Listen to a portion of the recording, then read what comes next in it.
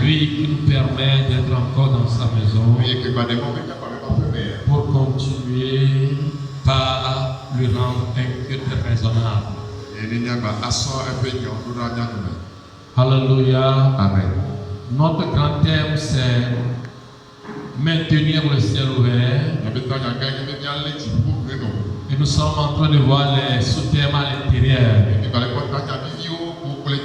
Nous avions fait la prière. Nous avons vu les dîmes, les offrandes, les dons qui maintiennent le ciel ouvert. Nous étions en train de parler de l'humilité.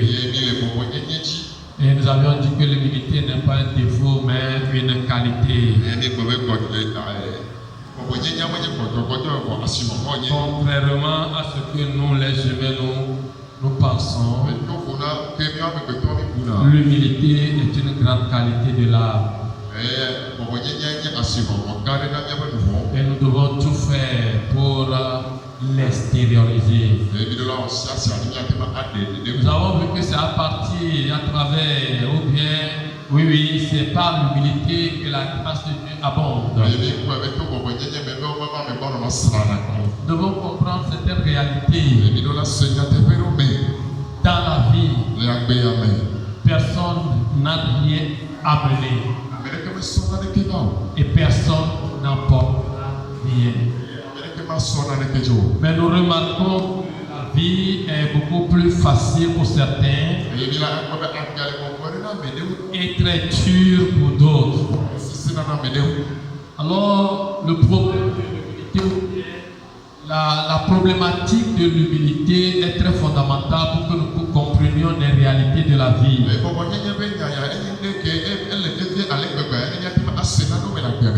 Parce que l'humilité nous conduit à une vie de grâce. Une vie sans la grâce sera une vie de frustration.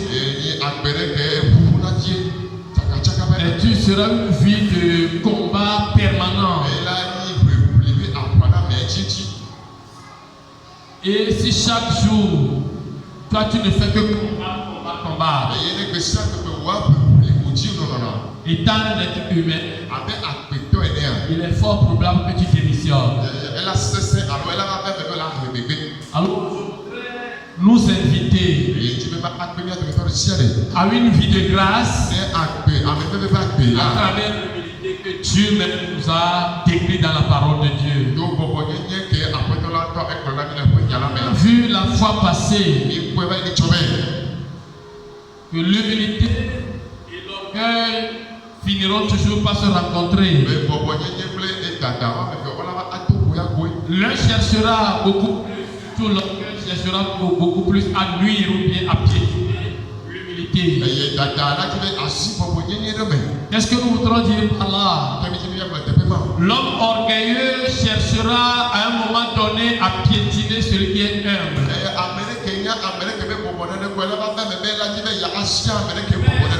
Humble, s'il persévère dans son humilité, finira par prendre le dessus. Il cherchera à tuer celui qui est humble. Il cherchera à envier les qualités de celui qui est humble. Et avec la persévérance dans l'humilité, la personne humble finira par prendre le dessus. On a vu cela dans le cas de Joseph. Joseph et de ses frères. Finalement, c'est Joseph qui a pris le dessus. Les frères étant orgueilleux, Joseph étant humble, et la grâce de Dieu l'accompagna. Ils l'ont envié jusqu'à chercher à le tuer. Finalement, les rêves de Joseph se sont manifestés devant leurs yeux. Les rêves de Joseph se sont concrétisés devant leurs yeux. Si tu es humble devant des personnes orgueilleuses, quelles que soient les paroles qui sortent de leur comportement. Ne cherche jamais à les imiter. Parce que nous avons vu, quand il y a l'orgueil, c'est la ruine qui frappe à la porte. C'est la ruine qui frappe à la porte. Lorsque l'orgueil commence pas à s'émerger à travers nous, c'est pour que tu vas commencer par tomber. Alors comprenons la réalité. Ne suivons pas les traces des orgueilleux. Restons toujours. Nous avons vu cela dans le cas de Haman et Mardochée. Le plus orgueilleux de la il a pillé même le trône du roi. Le simple fait que Mardochée ne coupissait pas le genou devant lui, son orgueil l'a amené à comploter un coup contre lui et même tuer tout son peuple. Mais Mardochée étant humble, rentré dans la prière, sachant qu'il n'a personne, il n'a que Dieu lui seul. Il s'est humilié. Il s'est répandu de la cendre. Non, pas Fémélie. Il s'est couvert de cendre. Comment est-ce? Non. Et ta c'est ça, non? Voilà. D'ailleurs, il s'est rendu méprisé. Elle avait un tabac. Et tout flot publiquement. Alors que l'orgueil est en train de le faire secrètement. L'humilité, l'homme humble manifeste son humilité publiquement. Finalement, Haman est tombé. Mardochée est monté. Et nous l'avons vu également. Que quand Haman même a pris Mardochée, il a fait parcourir à travers la ville pour l'élever. À la fin, Mardochée est revenu à sa position. Il était toujours à la porte du roi. Il est redescendu à la porte du roi. Et j'avais dit, mon frère, ma soeur, lorsque Dieu t'élève, est-ce que tu te souviens quand même de là où tu étais? Lorsque Dieu nous élève, nous ne souvenons pas là où nous étions avant d'être élevés. N'oublions pas notre ancienne position. Cela nous permettra toujours d'être humbles. Si tu t'oublies un peu que tu étais petit, tu étais méprisé, mais Dieu, dans toute sa souveraineté, t'a pris et t'a positionné. Si tu l'oublies, ton origine, cela va t'amener à l'orgueil. C'est comme si je l'ai mérité. Mardochée a compris que tout ce parcours à travers la ville ne provient pas de ses qualités, mais c'est Dieu qui l'a provoqué. Par la prière, par la demande de la grâce, par les manifestations naturelles et publiques de son humilité. L'orgueilleux et l'humble, les deux s'affrontent. Mais celui qui est humble finit par prendre le dessus. Mon frère, ma soeur, il est temps que nous déveillions cette qualité d'humilité à travers nos comportements. Aujourd'hui, nous allons voir des signes évidents de l'humilité. Des signes évidents de l'humilité. On n'est pas humble parce qu'on se dit qu'on est humble.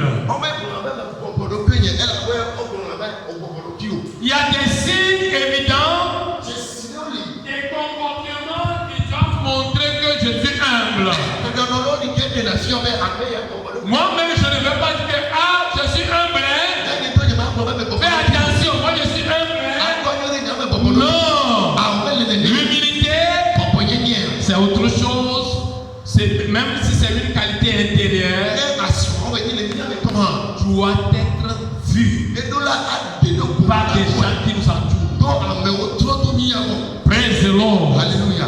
Hallelujah. Amen. Nous allons lire un verset.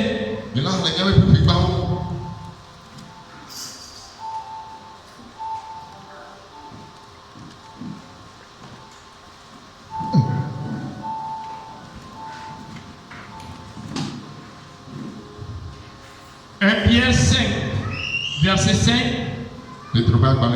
Et Colossiens 2, verset 12. 1 Pierre, chapitre 5, le verset 5. Là, il est écrit. Oui. De même, vous qui êtes jeunes, soyez soumis aux anciens.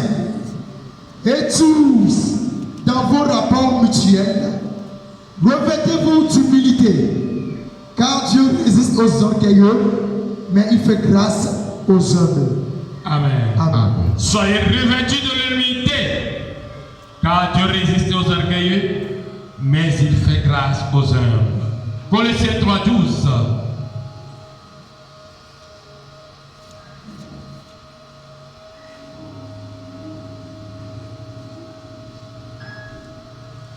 Colossiens, chapitre 3, verset 12. 3, verset 12. Colossiens, chapitre 3, le verset 12. Ainsi donc, comme des élus de Dieu, saints et bien-aimés, revêtez-vous d'entrailles de miséricorde. Non, revêtez-vous d'entrailles de miséricorde, de bonté, d'humilité, de douceur et de patience. Amen. Amen. Amen. Nous allons nous asseoir. Yeah, amen. Lorsque nous lisons ces deux versets, nous remarquons à travers ces deux écrits que l'humilité n'est pas seulement une qualité intérieure, mais aussi et surtout, c'est une parure extérieure. Dans le premier verset que nous venons de lire, la Bible dit, vous jeunes, soyez revêtus de l'humilité. Donc c'est comme si l'humilité est un vêtement que tu dois décider de prendre.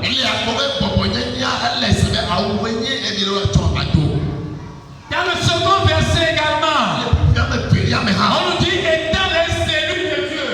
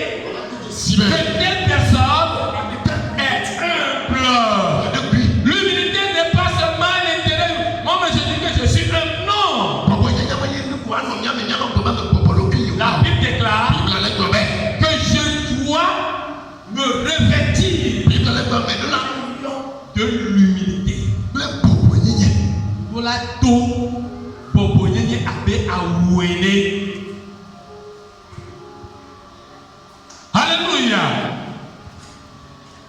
Quand on te voit, quand on me voit en train de parler, en train de marcher, on doit sentir, on doit voir. De la manière dont l'orgueilleux aime se faire sentir partout, aime se faire voir, même quand il parle, l'orgueil se fait sentir de la même manière. L'humilité aussi, à travers ta parole, à travers mes comportements, doit également se faire voir. Parce que les deux sont des qualités diamétralement opposées. On ne peut pas se dire, moi je me fais voir. Et l'autre aussi ne va pas se dire, mais moi je ne vais pas me faire voir. Quelqu'un qui dit qu'il est humble, mais on ne le voit pas à travers lui, ce n'est pas une humilité. C'est de l'hypocrisie.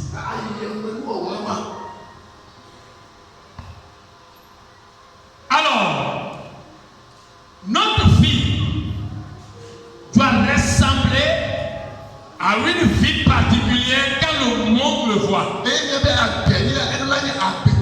Quand le monde nous examine, ce n'est pas à temps de parler. Eux-mêmes doivent comprendre que cette personne, elle est humble. Que cet homme est humble. Cette femme est humble. Cette jeune fille est humble. Ce garçon, il est humble. Ce n'est pas seulement le parler. Dans ton parler, on peut discerner automatiquement si tu es orgueilleux ou bien si tu es humble.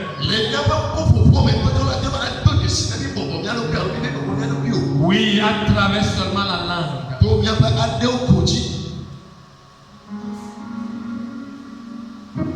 Dans tes raisonnements, on sait automatiquement si je suis humble ou bien si je suis orgueilleux.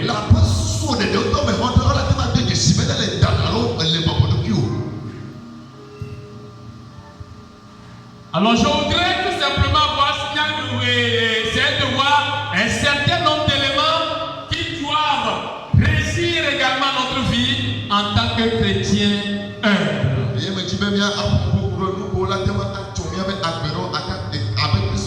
L'humilité a des signes évidents qui doivent se faire voir à travers nos vies.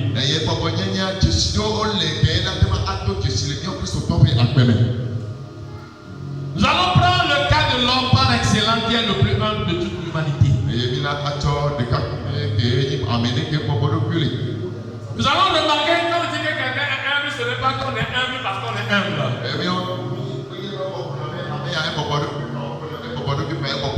Mais ça doit se faire voir.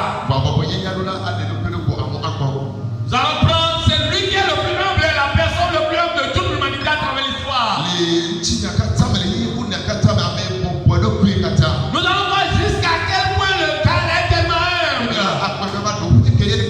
Et à quel niveau nous aussi nous sommes humbles, nous sommes nous comparer. Chacun va se comparer. Parce que l'humilité a des degrés. Et la même manière que l'humilité a des degrés, la grâce qui viendra sur ta vie aussi a des degrés, a des niveaux. Si je suis pleinement humble, la grâce me remplira pleinement. Si je suis partiellement humble, la grâce me remplira partiellement.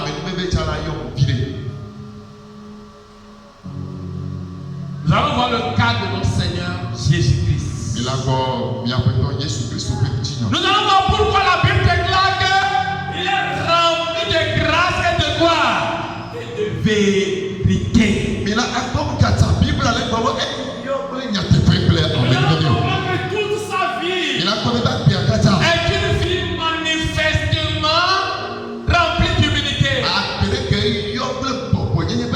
De façon manifeste. Et des gens ne comprenaient même pas. Que si on dit que c'est lui qui est le Messie, et c'est comme ça que le Messie peut se comporter. Et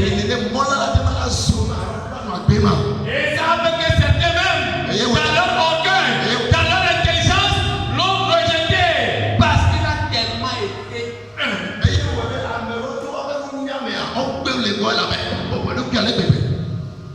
tellement humble que non. Si le Messie serait comme ça, un Messie qui veut sauver, il va être comme ça.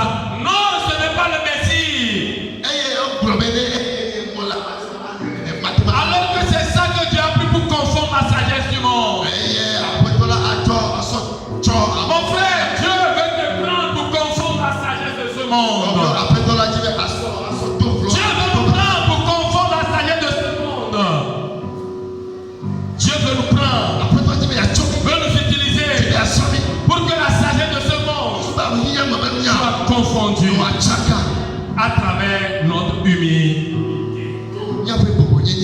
C'est pourquoi Jésus nous a donné l'exemple. Philippiens chapitre 2. Philippiens chapitre 2. À partir du verset 6 à 8.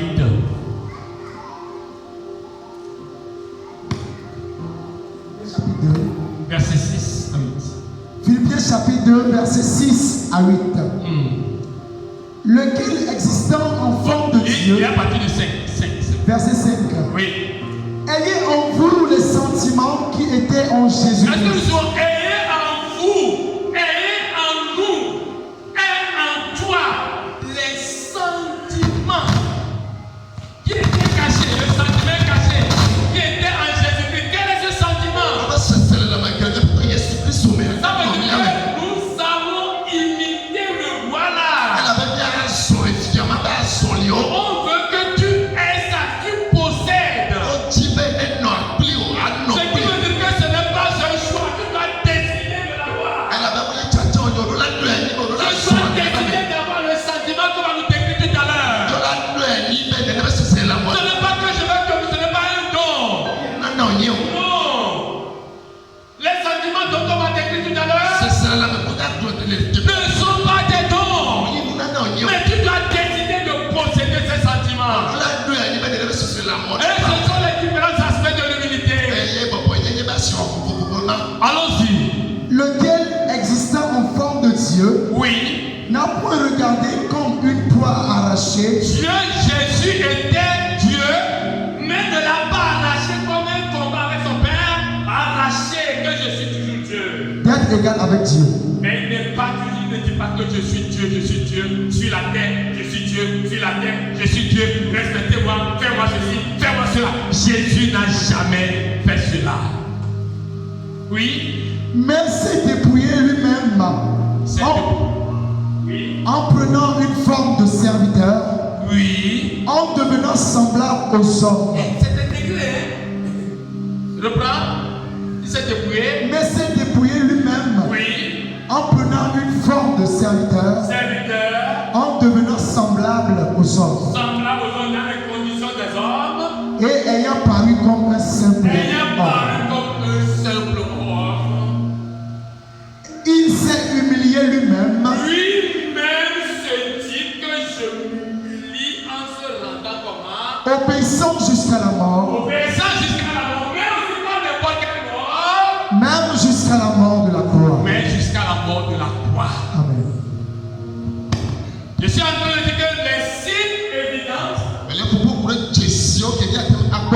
l'humilité. On ne peut jamais dire que quelqu'un est humble sans le voir à travers sa vie, sans le voir à travers ses paroles. Jésus veut nous montrer l'exemple. Au commencement, j'avais dit ici que tu as été sauvé, je suis sauvé par l'humilité. Les situations compliquées dans nos vies trouvent toujours leur solution par l'humilité. Alors, qu'est-ce que Jésus a fait? Le monde entier est dans le problème. Il y a des situations compliquées. Dans la captivité sérieuse. Dans le péché.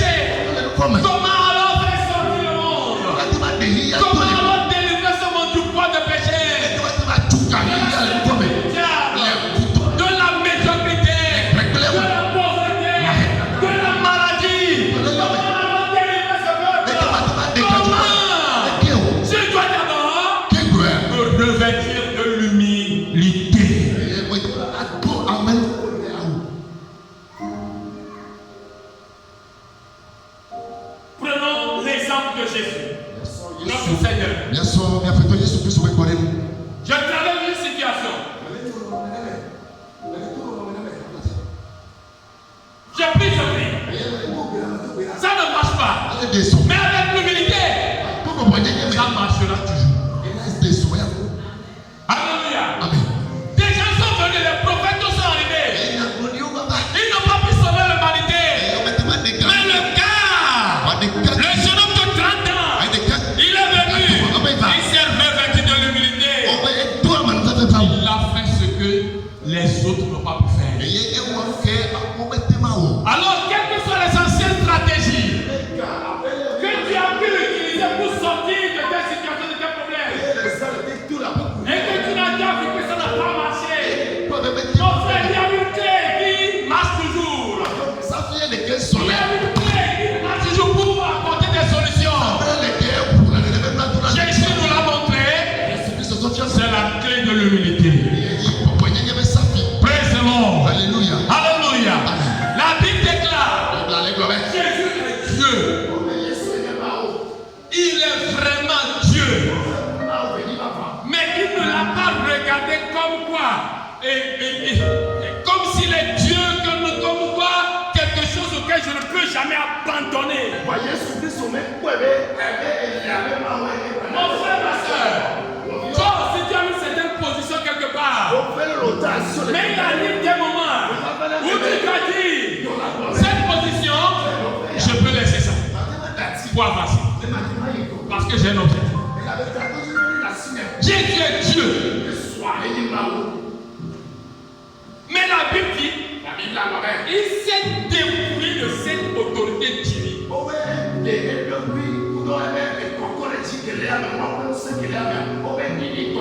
Il s'est dépouillé et débattu de tous les pactes de Dieu. Et de tous les pactes de main. De sa nature divine, Jésus s'en est dépouillé. Et il est devenu semblable à un serviteur. Nous allons voir, c'est pour nous montrer les signes évidents de l'humilité. C'est ça. Les signes évidents de l'humilité. Le dépouillement de soi. Le dépouillement de son autorité. Le dépouillement de son ego. Le dépouillement de son orgueil. Le dépouillement de sa position. Le dépouillement de sa vie. Et comment glorieuse qu'on aime trop. On se dépouille et on devient un serviteur. Et maintenant, on devient également un homme. On devient également un homme simple. Il y a des hommes très compliqués. Il y a des hommes très compliqués. Il y a des jeux très compliqués. Il y a des personnes très compliquées. Et il y a des gens qui sont tellement compliqués que ce qui est simple, ils cherchent toujours à trouver toujours des problèmes là. Jésus a tout. Mais il devient plus simple. Regardez jusqu'à quel niveau il a été simple. La Bible déclare que dans Ésaïe 9, verset 5. Ésaïe 9, verset 5. Quand il s'est dépouillé au ciel, quand il s'est dépouillé, Ésaïe a dit, un enfant nous est né, un fils nous a été donné, un enfant nous est né, un Dieu, frère Kofa, devient un enfant. Nous comprenons ça. Dieu devient quoi? Un enfant. Bien qu'un enfant là, il a la domination sur son épaule. Ce n'est pas parce que si tu es que tu ne l'es plus. Hein? La domination est toujours la humilité indirecte. Un enfant nous est né. Un fils nous a été donné. La domination sur son épaule. On va l'appeler l'admirable, conseiller, Père éternel. Un enfant, il est Dieu homme. Il devient un enfant. Est-ce qu'il nous arrive de temps en temps de devenir enfant? Est-ce que de temps en temps, dans certaines situations, pour sauver quelqu'un, pour sauver la situation, tu dois devenir quoi? Un enfant. C'est des signes évidents. Donc, quand on te voit en train de parler, est-ce qu'il y a meilleur et pourquoi mettre des viennent? Alors, quand il est amené, êtes-nous toujours, sommes-nous toujours des grands biens? Il arrive que nous devenions des enfants. Malgré notre autorité qui se trouve sur nos épaules, nous pouvons devenir quoi? Enfants. Mais à chaque fois qu'elle vient avec Abodia, il a Il est conseillé. Mais il arrive que des moments où tu fais comme si tu ne connais rien. L'humilité. Est-ce qu'il nous arrive ça? Les gens ne comprennent pas bien. Comment il est un enfant? Un enfant nous est né. Dans quelles conditions cet enfant est né? Il est né où? Dans une bergerie. Dans le plat de quoi? Dans la mangeoire des animaux. Regardez encore jusqu'à quel niveau cet enfant est né. Maintenant, nous, Dieu ne nous dit pas de mettre dans une bergerie. Naissons-nous petits même sur cette terre. Dieu, lui, ne te dit pas, va toujours dans avec les bébés, avec les animaux. Même parmi nous là, c'est un enfant. Mais Jésus, lui, l'a fait plus. Il est né parmi qui? Les animaux. C'est comme s'il est devenu semblable à quoi? À un animal. Jusqu'à quel niveau notre humilité? Tu as ce trouvé, nous devons poser cette question.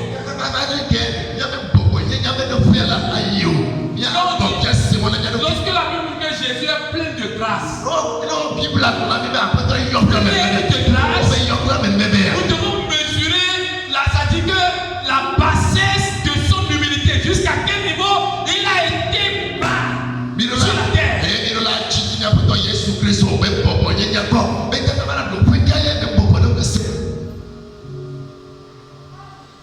Dans cette situation, il a toujours autorité. Sur son épaule. Et pourtant, il ne fait pas usage de cette autorité. Mais, ce qui est très bon, les mages ont vu cette autorité sur lui. L'autorité du royaume, l'autorité du roi. Ils l'ont vu de loin. Et ils sont arrivés. Jésus qui est devenu petit. C'est pour cela que nous sommes venus. Pour t'adorer.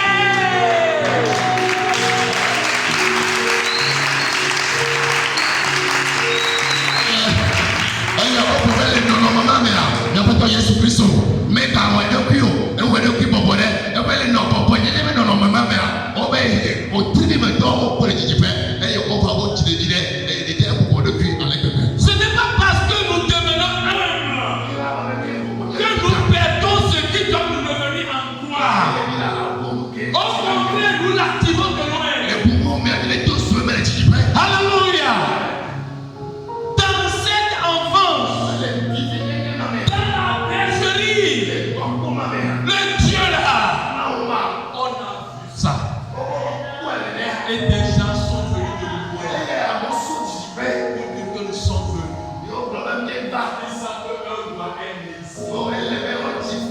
nous sommes venus pour l'adorer.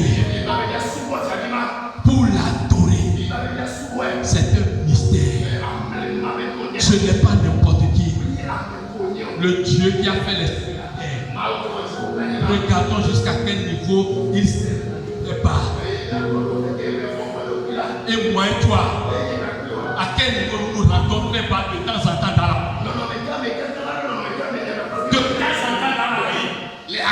quand tu causes avec quelqu'un, quand tu passes à l'évoluer, de temps en temps, à quel niveau tu deviens un peu plus bas. Pas pour la l'autre. Jésus l'a fait. Regardez même. Qui a créé Marie? C'est Jésus lui-même. C'est Jésus lui-même. Qui a créé qui? Marie. Et pourtant, Jésus s'est tellement humilié que il est entré dans le sein de sa créature. Il est entré dans le sein de sa créature. C'est ce que la créature lui donne, c'est ça qu'il prend. Pendant un moment donné, c'est ce que la créature lui donne. C'est ça qu'il prend. Si Marie, dans le sein maternel, ne mange pas, Jésus ne mangera pas.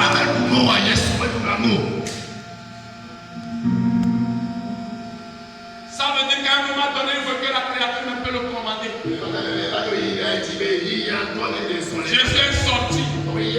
Le Dieu qui a créé les cieux, la terre, qui a créé Marie, il est sorti. Parmi les animaux. Et ce Dieu-là, quand il fait caca, Jésus fait caca, c'est Marie qui le lave.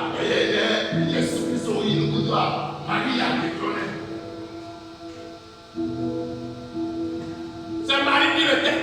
Marie tête Dieu. Marie donne son sein à Dieu. Marie, une créature, il donne le lait. Alors, Jésus a dit tout ça pour voir jusqu'à quel niveau vous amener, jusqu'à quel niveau le roi des rois s'est humilié, et jusqu'à quel niveau nous refusons de nous humilier un peu au niveau de l'épaule. Au niveau de l'épaule, nous refusons. Mais Jésus, pas même au niveau du pied, des animaux. Alors, pas le pied de l'homme, au pied des animaux.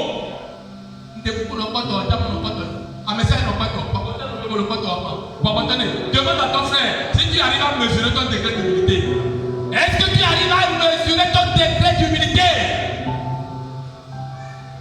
par rapport à Jésus? Est-ce qu'on peut comparer un peu seulement? Je n'ai pas dit un peu seulement.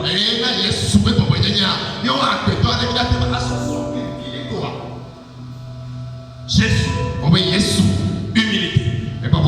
Je suis en train d'expliquer tout simplement et Philippiens. C'est Philippiens, nous l'avons lu, nous avons lu Philippiens, mais nous n'avons pas compris véritablement ce que cela s'est dit quand on dit que Jésus s'est dépouillé, il est devenu serviteur, un simple homme, et parmi, il a pris quoi? Il est dans les conditions d'un homme simple. Je vous expliquerai un homme simple.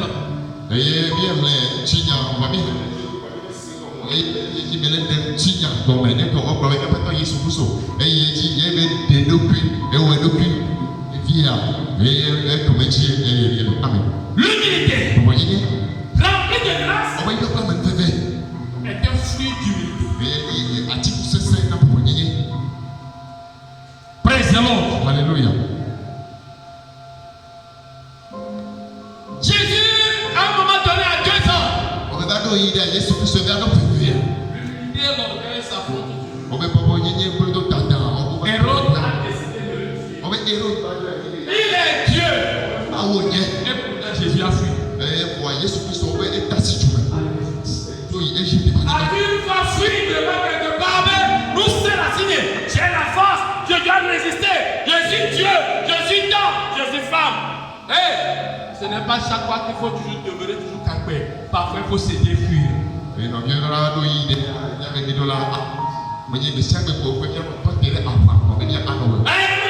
suis chrétien, je leur ai montré que je suis chrétien. Jésus est Dieu, mais il n'a pas montré qu'il est Dieu là-bas. Il s'est humilié, il s'est incliné, il a fui, il est allé en Égypte pour éviter certains problèmes à l'instant T de sa vie.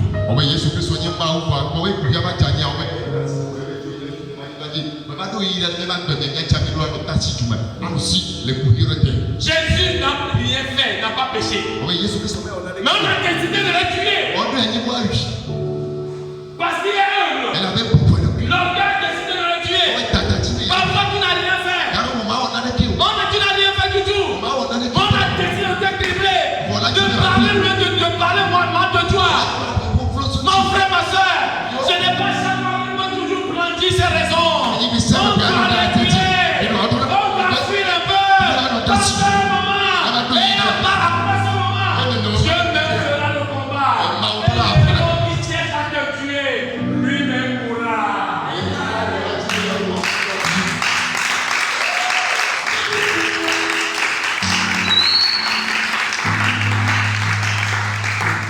Alléluia. Il a été là-bas. Il a fui en Égypte. Et pourtant il est tué. Non, ce que je dis est vrai. Aujourd'hui, vous connaissez les bébés. Il y a dans certains films là, on montre les bébés magiques. Vous avez une fois vu ça? Il y a des bébés. Quand ils te fissent comme ça, au manipulé, tu pas le sort. Tu vas mourir en même temps. Mais Jésus est un bébé mystérieux, mais il n'a jamais manifesté ça dans la vie de soi. Il est plus mystérieux que ce bébé magique qu'on nous montre dans le film. Il pouvait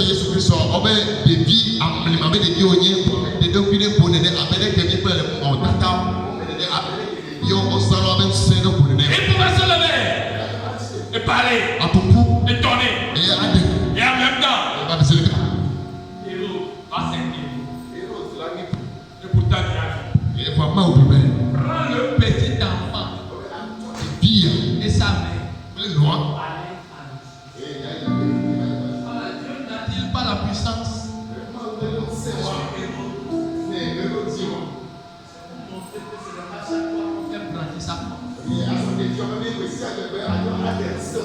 Non, l'humilité. L'humilité. Voici veut montrer sa force. Il a compris que Esther est là pour le remplacer. Voici avec la force. Mais ce n'est pas le moment de refuser. Ce n'est pas le moment de répliquer. Ce n'est pas toutes les fois qu'on démontre qu'on est fort. C'est chaque fois que je suis fort. Un jour, cette force-là va te quitter. Jésus est revenu maintenant. Je suis en train de vous décrire son expérience à vie. Un tout petit peu. À l'âge de 12 ans, le gars est rentré dans le temple. Le gars est rentré dans le temple. Voilà un Dieu à l'âge de 12 ans est assis au milieu des scribes et des pharisiens.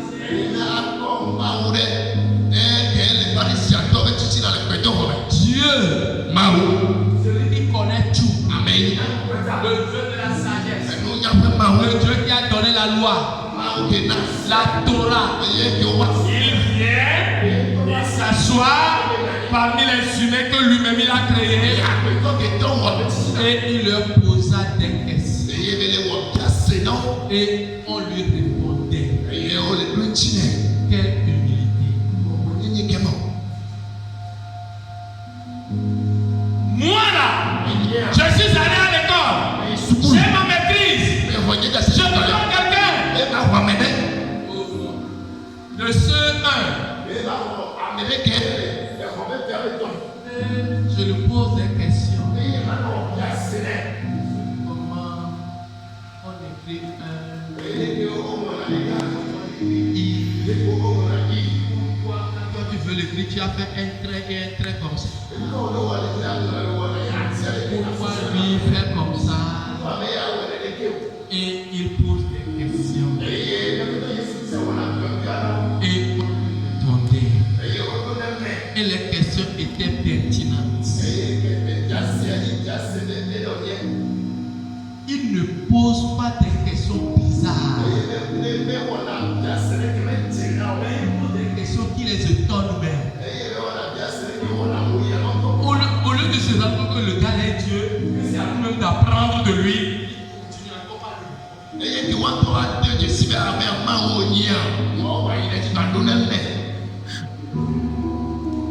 Les questions là, tu sais d'abord pas poser cette question, mais il pose.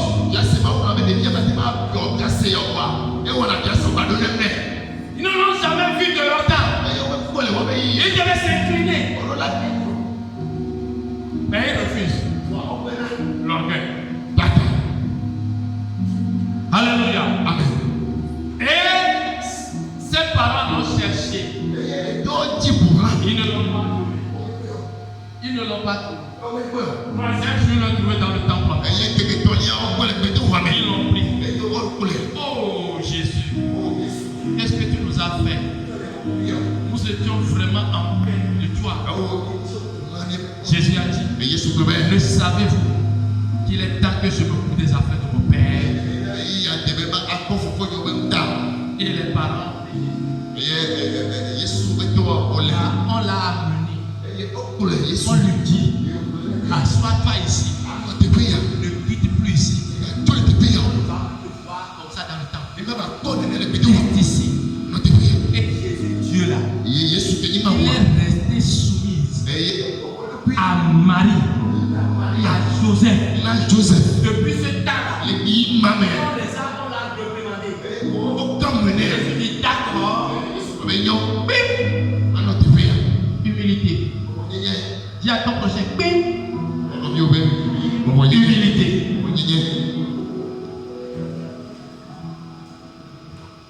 On n'a plus senti Jésus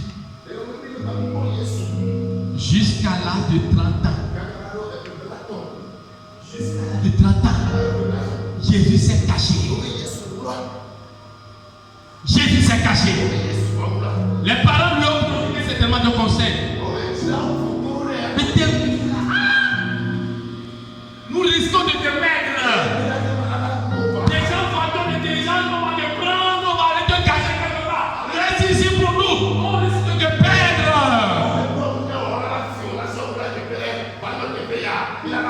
Jésus a compris qu'il a été à côté de ses parents avec humilité.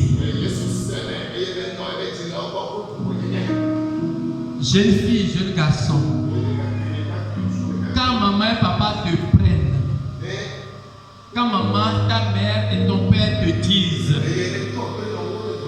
reste ici, est-ce que tu restes là-bas? Ou bien toi tu viens rester ici? Et maintenant tu leur dis que papa, je connais maintenant, je suis devenu grand. Aujourd'hui, la jeunesse d'aujourd'hui est devenue plus intelligente que les mamans et les papas. Ah, écoutez-moi bien, vous les jeunes ici, vous n'êtes pas plus grand ni plus grand que papa et maman. Ce n'est pas parce que vous portez des seins que vous devenez maman. Les seins ne font pas de maman. Et vous les garçons, ce n'est pas parce que vous portez des barbes que vous devenez papa. Les barbes ne font pas de quelqu'un papa. Un papa c'est un papa et une maman c'est un maman. Et une maman c'est une maman.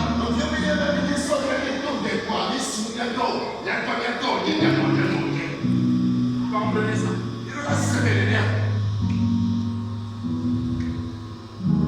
C'est parce qu'il commence à pousser des scénettes, et moi aussi.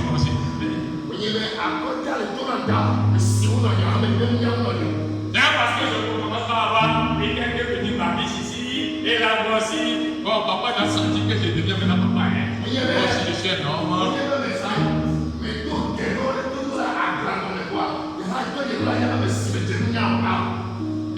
Ton père c'est ton père, ta mère c'est ta mère. Tu lui dois du respect et de l'humilité.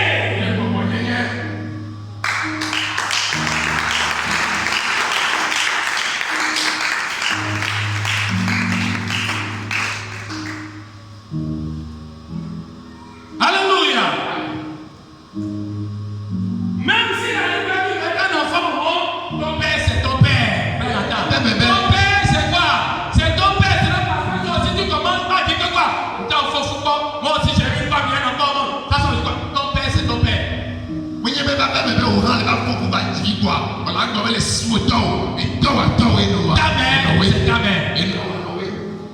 Comprenez ça. Et vous devez être humble, nous devons être humbles. Jésus s'est rendu obéissant. Et pendant maintenant 30 ans. Voilà, maintenant je le dis encore. 30 ans. Il a vu la situation de sa famille, de son roi et de son pays. Et il doit sortir. Et vous allez voir qu'à chaque fois, l'humilité n'est pas seulement quelque chose, il faut le manifester. C'est un vêtement de plan. Il est sorti. Il est allé au Jourdain. Il a vu Jean-Baptiste qui est dans le ministère avant lui. Il a vu Jean-Baptiste. Il est parti pour que Jean-Baptiste le baptise. Quand Jean-Baptiste l'a vu en même temps, je ne peux pas te baptiser parce que tu es le plus grand. Je suis le plus petit. Je n'ai même pas, ça dit que le courage de prendre les courants de Tessana. C'est pas possible. Jusqu'à te faire baptiser. Je ne peux pas. Jésus a dit. Jean-Baptiste. C'est écrit. Tu dois le faire.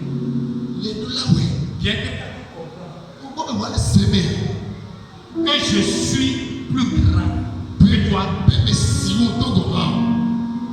Je suis venu pour montrer l'exemple. Je m'incline. Baptise-moi. Est-ce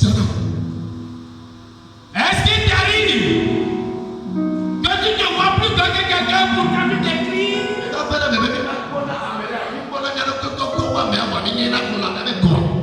Jésus s'écrit. L'humilité. L'humilité.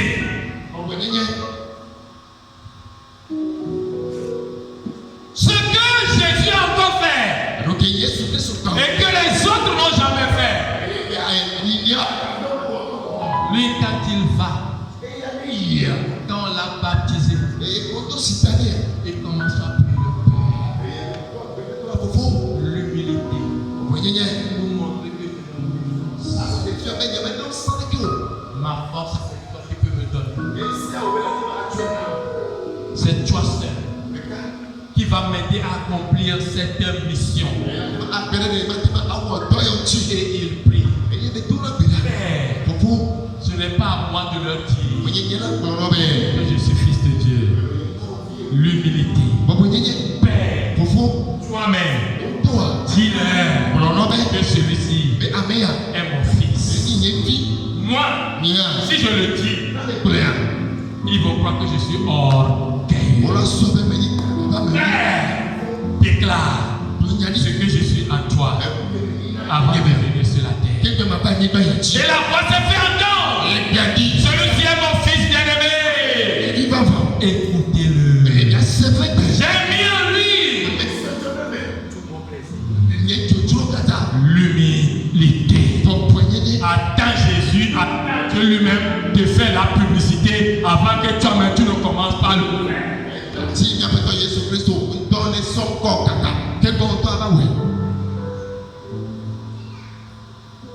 Il a prié. Il y a des choses parfois tu te demandes au Père de le faire. À ta place. Toi-même, tu ne peux pas aller demander. En voulant parler. Ça montre le cœur. Des gens vont te traiter d'une certaine façon. Mais Père déclare, montre-lui qui je suis, qui nous sommes. Et laquelle je commencerai par parler, ils seront plus convaincus. Parce que regarde la situation dans laquelle j'étais. Parmi les animaux. Et après tout, quand je vais leur dire que je suis fils de Dieu, qui me croira? Nobody.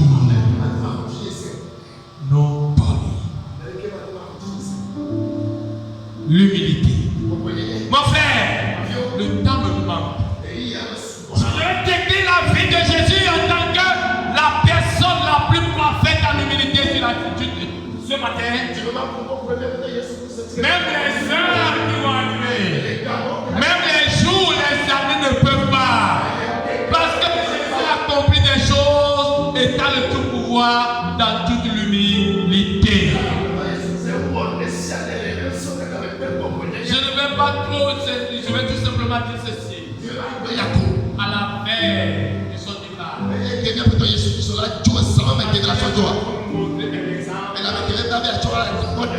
il a pris les disciples.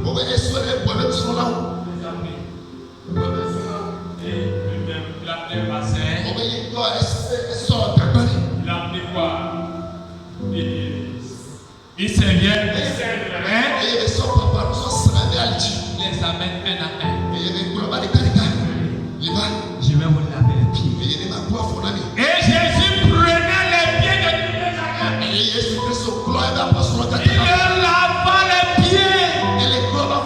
Pas vos pieds là. Vos pieds là avec un couvert de chaussures. Il n'y avait pas de chaussures. C'est des pieds poussiéreux. Jésus a pris ses pieds. Il est le maître du roi de la terre des cieux. Il est aussi descendu aussi bas. Il a dit que je le fais pour les animaux. Je vais également vous le faire. Je viens au milieu des animaux. Maintenant je viens vers vous. Bientôt je vais quitter la terre. Je suis venu pour vous. Je m'incline. Je lave vos pieds sales. Il est arrivé sur Pierre. Pierre, donne-moi. Donne-moi tes pieds. Il a dit, pas à apparence d'humilité. Non, Seigneur. Tu ne peux pas me laver. Pierre. Là. Tu n'auras pas avec moi dans le camp. Tu ne peux pas rester avec moi pour te gouverner pour prier. Tu n'iras pas de Pierre. Tu ne comprends pas ce que je fais. Je te connais. Ça c'est ma parole. Je ne peux pas la faire communiquer. Parce que je veux la faire une fois. Une fois bien communiqué. Et tu m'as sermonné. Tu m'as sermonné. Et Jésus ne dit pas ça.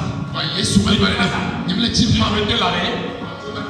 Tu me dis non. Tu l'as fait laver. Sinon, tu n'iras pas. Et après, je vais finir. Il dit, ce que je vous fais là, faites-le.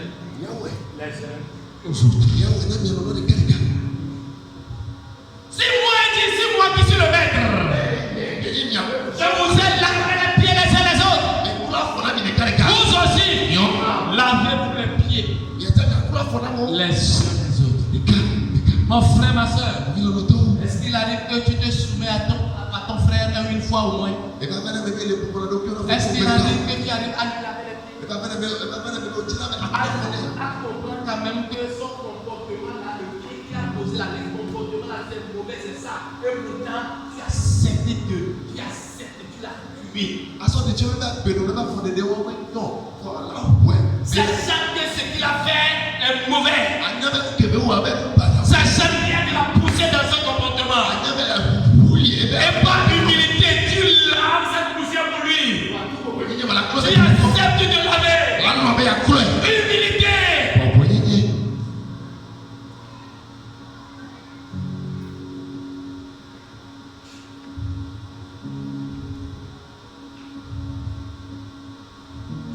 Est-ce que nous arrivons à nous lever, à nous laver les pieds?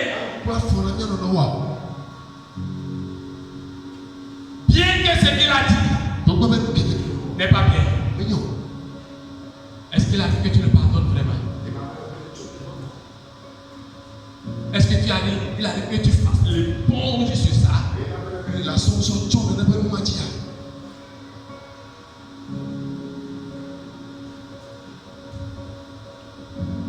Ou bien tu dis, tout le monde doit savoir ce qu'il m'a fait.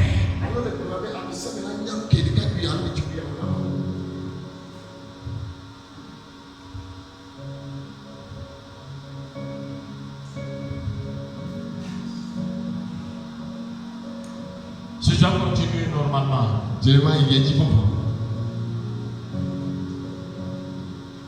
L'humilité. Jésus a dit que nous devons nous laver les pieds les uns les autres. Nous devons essuyer nos fautes les uns les autres. Nous devons accepter quoi? Les comportements mauvais, faibles des uns des autres. Je dois pardonner mon frère malgré son mauvais comportement. Je dois laver ça également avec lui par le sang de l'agneau. L'humilité.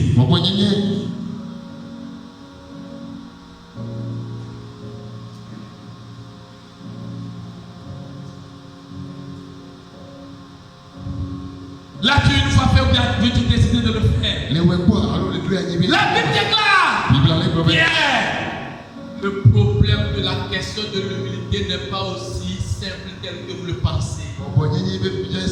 Si tu refuses que je te le fasse, c'est que tu n'acceptes pas l'exemple que je suis en train de vous donner. C'est que tu refuses de marcher sur mon exemple.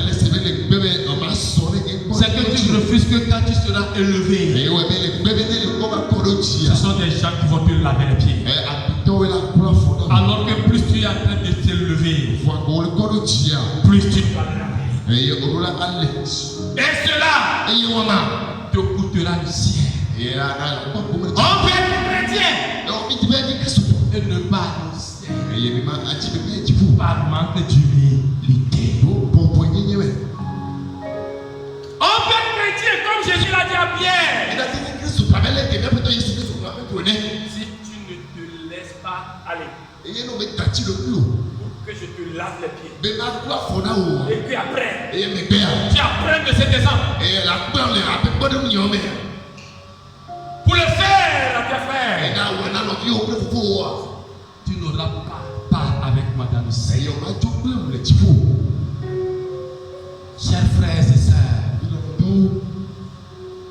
il y a des héritages que nous n'arrivons pas à posséder par manque d'humilité.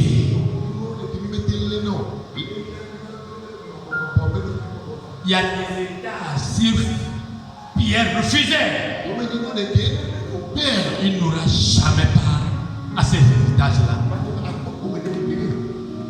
S'il refusait l'humilité, mon frère, cet enseignement que tu es en train de faire, ça fait pratiquement 4 semaines sur l'humilité. Je suis en train de dire les évidentes. Jésus n'a pas été humble tout simplement parce qu'on l'a dit. Cela s'est incarné, manifesté dans sa vie depuis sa naissance jusqu'à sa mort. Jusqu'à sa mort. C'est que l'homme sera humble jusqu'à la mort. On dit même un seul attend obéissant jusqu'à quoi? La mort. Même quel type de mort? La mort de la mort de la honte. La mort de la malédiction. Jésus accepte de le faire. Alors tu ne peux pas. Ça veut dire que la limite n'a pas, l'humilité n'a pas d'âge. Dis à ton prochain que l'humilité n'a pas d'âge. L'humilité n'a pas d'âge. Du début jusqu'à la fin. Je dois demeurer toujours un.